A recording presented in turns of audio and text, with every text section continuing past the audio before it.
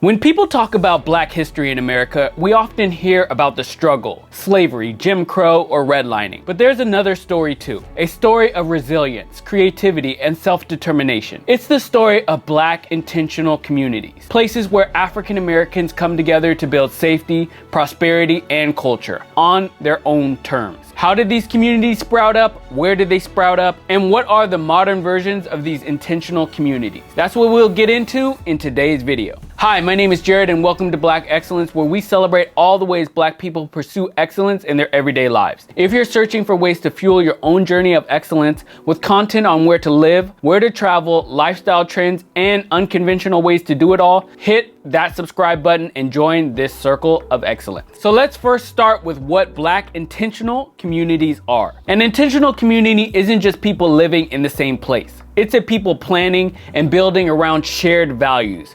For Black Americans, these communities were about more than just lifestyle. They were about survival. From the 1800s to today, these towns and villages have been powerful acts of resilience and vision. Mound Bayou in Mississippi is our first example. A town founded in 1887 by formerly enslaved men Isaiah Montgomery and Benjamin Green. They wanted a safe place where Black people could own land, run businesses, and live free from Jim Crow. At its height, Mound Bayou had banks, hospitals, schools, and even its own newspaper. Booker T. Washington praised it as a model for Black self-help. It wasn't just survival, it was actually thriving. At its height, the town had over 4,000 residents and attracted African American professionals from across the region. Mound Bayou Historic District is listed on the National Register of Historic Places and had a 97% Black population in 2020, although the population today has declined to around 1,000 people.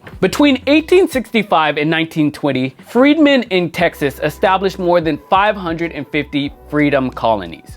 These were rural settlements created by formerly enslaved families who pooled resources to buy land, build churches, and establish schools. Some colonies, like Antioch Colony, founded around 1870 near Austin, lasted for generations and preserved strong cultural traditions. The Freedom Colonies project, led by scholar Andrea Roberts, documents and preserves these sites, many of which are disappearing due to land loss and migration. At their peak, these colonies served tens of thousands of Black Texans, offering protection and community in an era of racial terror. Though scattered and often overlooked, freedom colonies represent one of the largest collective movements of Black intentional living in American history. The 1970s brought a bold government-backed experiment, Soul City, North Carolina. Conceived by civil rights leader Floyd McKissick, Soul City was envisioned as a planned community that would combine Black empowerment with modern urban development. Backed by federal funding, McKissick hoped to attract Black businesses,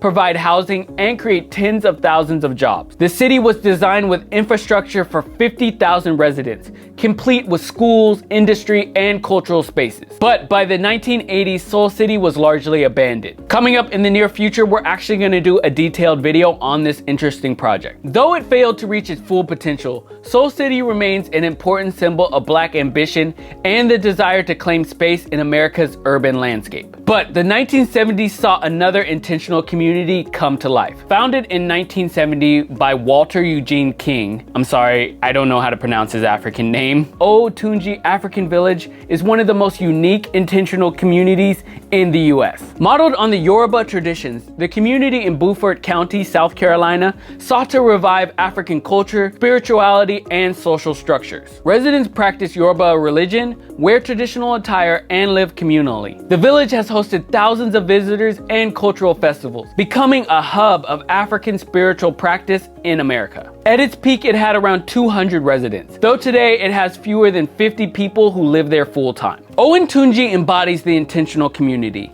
as not only a response to inclusion, but as an affirmative celebration of Black cultural identity and reconnection with African heritage. This is another very interesting village. Let me know in the comments if you want us to do a detailed video on this too. I would love to do a deep dive. Let me know in the comments if you want to see it. Today, amid rising housing costs, gentrification, and racial inequities, Black intentional communities are experiencing a revival. From eco-villages and cooperatives to digital nomad collectives, African Americans are once again reimagining how to live together in ways that prioritize culture, safety, and prosperity. This new wave is often led by young activists, farmers, and cultural workers who see intentional living as both a survival strategy and a path of thriving. Groups of Black farmers have created cooperative farms and eco-villages to reclaim agricultural knowledge lost through land dispossession. An example of this is Soul Fire Farm in New York. Founded by Leah Penniman and Jonah Vitale-Wolf,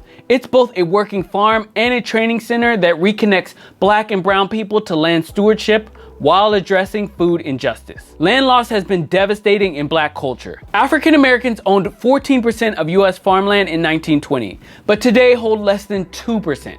Intentional farming collectives are one response to this decline. Another famous intentional community that was founded in recent years is the Freedom Georgia Initiative. It is a community building on 502 acres just outside of Toomsboro, Georgia. This community was founded by 19 Black families after the murders of George Floyd and Breonna Taylor. It is centered on environment, responsibility, food sovereignty, and collective well-being, aiming to demonstrate the power of Black families working together. These modern movements combine environmental justice with cultural affirmation, reflecting how intentional communities evolved to meet the needs of each generation. In eras where Black people were excluded from mainstream society, these communities offered self-governance and dignity. Modern Black intentional communities focus on creating safe spaces from racism while addressing food insecurity, environmental justice, and mental health. The U.S. Federation of Intentional Communities lists dozens of majority Black or Afrocentric projects today, reflecting a growing interest in self-sufficiency and community control. Well, that's all I have for you in today's video. We'll be back with another video on Black excellence in everyday living.